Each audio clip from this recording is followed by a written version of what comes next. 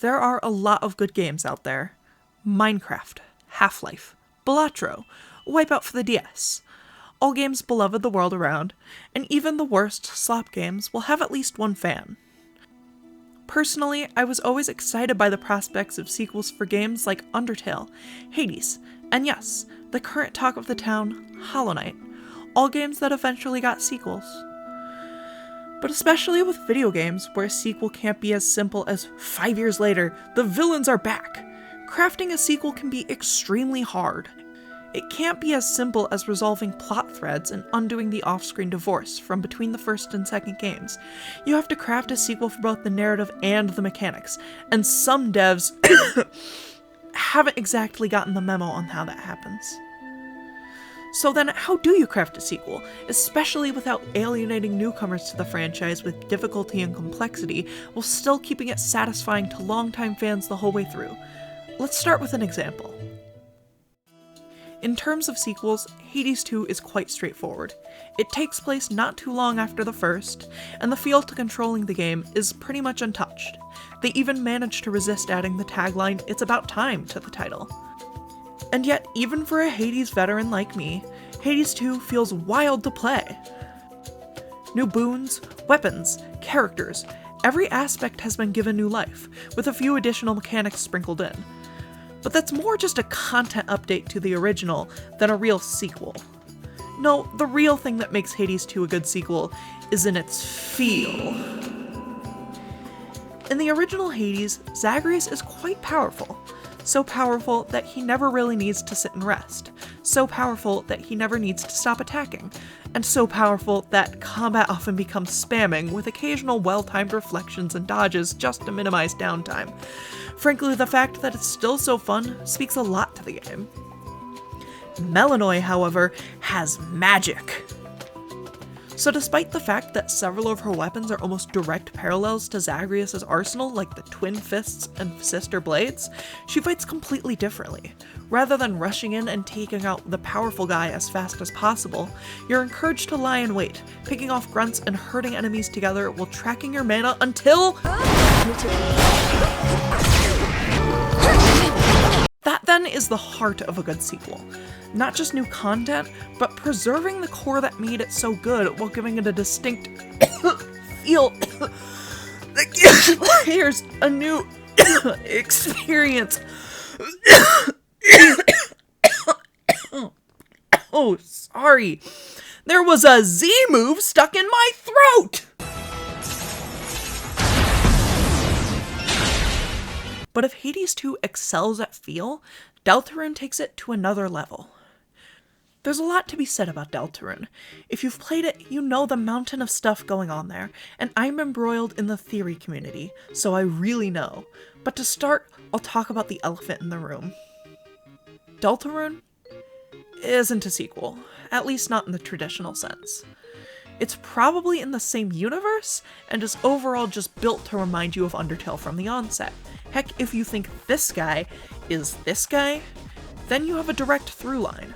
As far as we can tell, however, at least narratively they aren't sequels, or directly linked at all. Many old rules have already been broken, with new elements and rules introduced.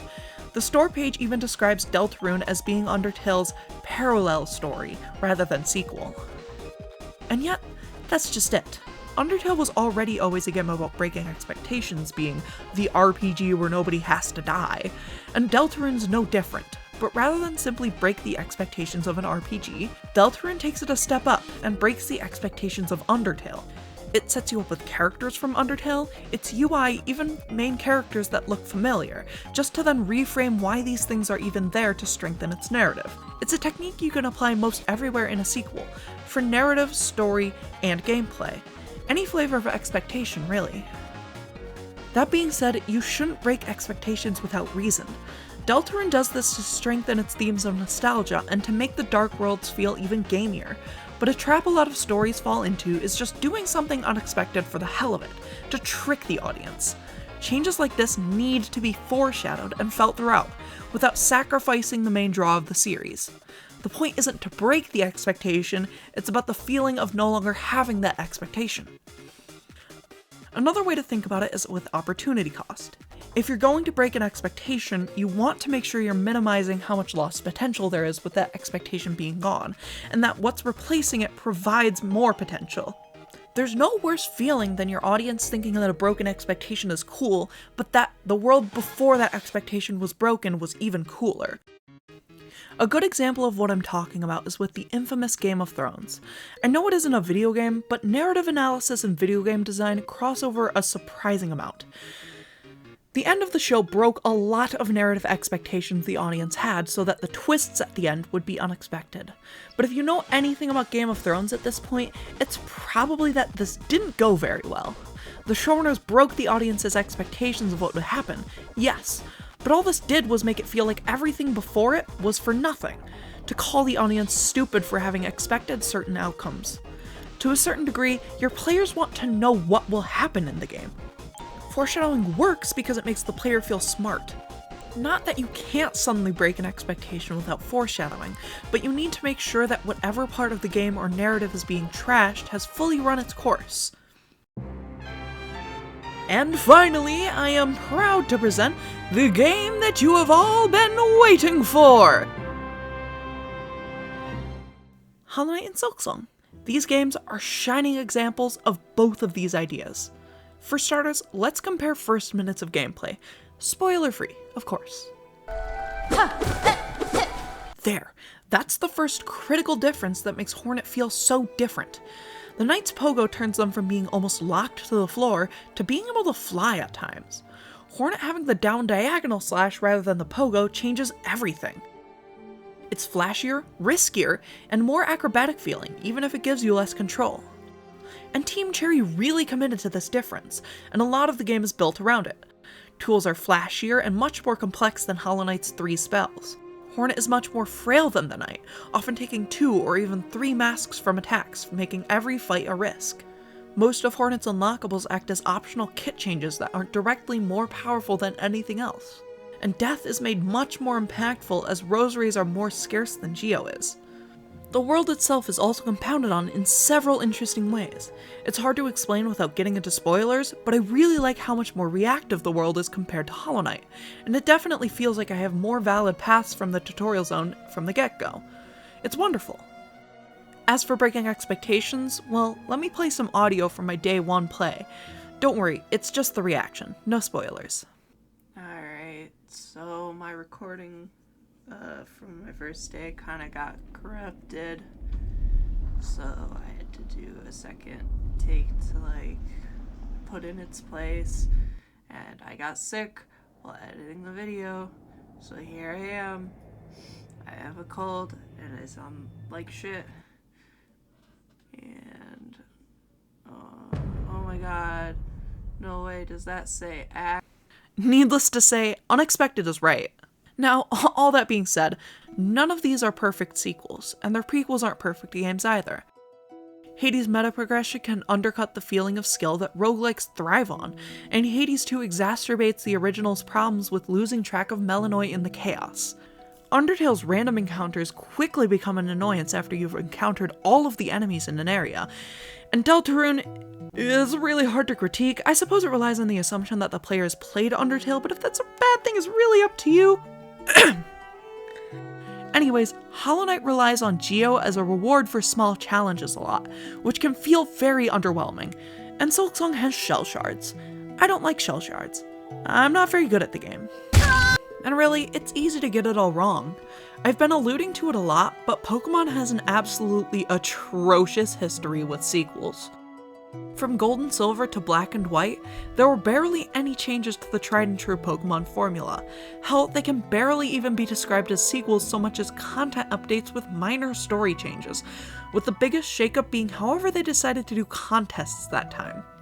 At the advent of X and Y at least, they attempted to change up the game with Mega Evolutions, a temporary boost to a single Pokemon.